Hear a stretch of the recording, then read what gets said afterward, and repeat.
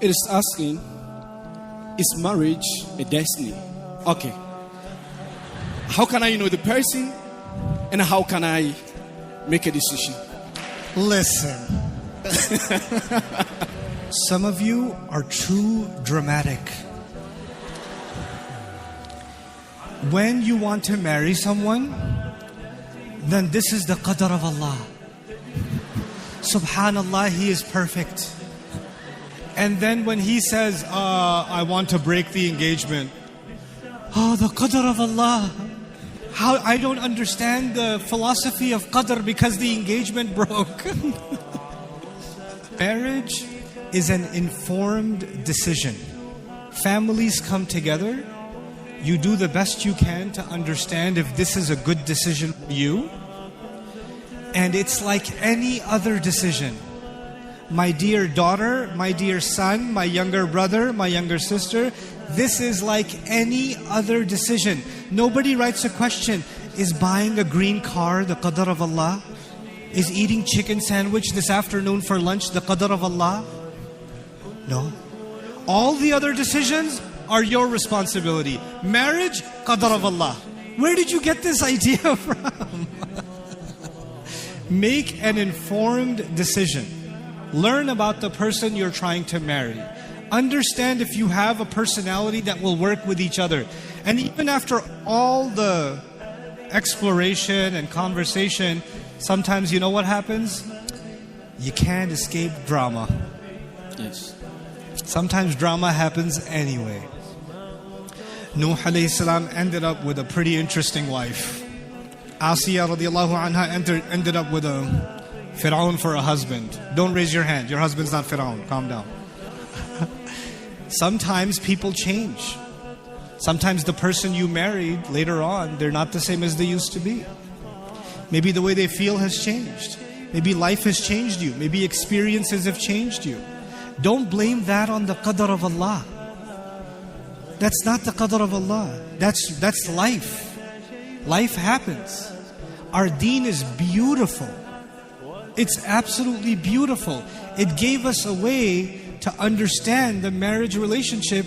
The advice I will give you about marriage, the one thing I will tell you about marriage that people don't pay attention to. I want to marry her because I love her. Shut up. Because I want to marry him for deen. You're not marrying a beard. You're marrying a human. It's a person.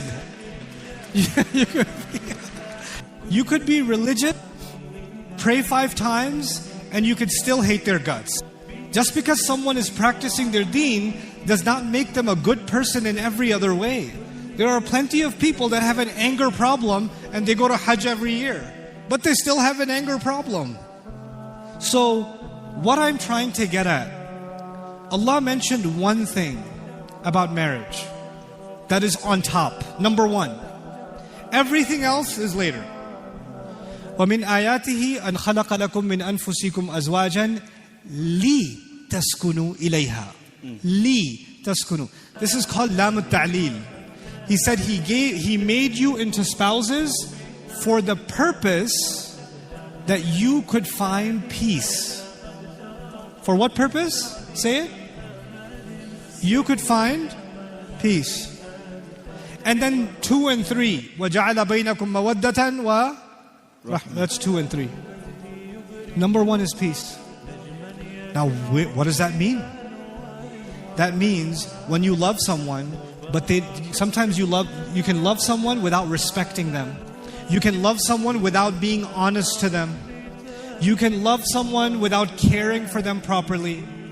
You can love someone but hate their family. And all of these things, you know what they do? They take away the peace. So even if love is there, peace is not there. And when peace is not there, the purpose of the marriage is gone. The purpose is gone. The purpose is not love. That comes from Allah. The purpose is not care, rahmah. That comes from Allah.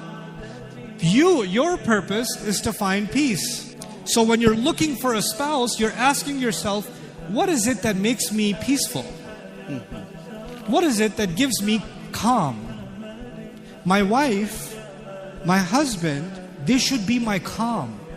When I talk to them, my stress goes down. My anxiety goes down. My anger disappears. Because all the storms in my life, my spouse gets rid of them. That's the kind of person I want to marry. Now, if you're talking to someone and already there's drama, there's already a temper problem, there's already attitude, there's already difficulty in communication, and you're ignoring it because you love him too much, then you're not going to have peace later. You're simply not going to have it. This is actually the primary objective. And young men and women, when you get married, the most important conversation is going to be, what gives you peace? Tell me. What gives you peace? How can I give you that peace? And what gives you peace? How can I give you that peace? لِتَسْكُنُوا إِلَيْهَا. So you can give each other peace. You give each other sakina. That's it. You know what most people suffer from? Marriages and drama. No peace.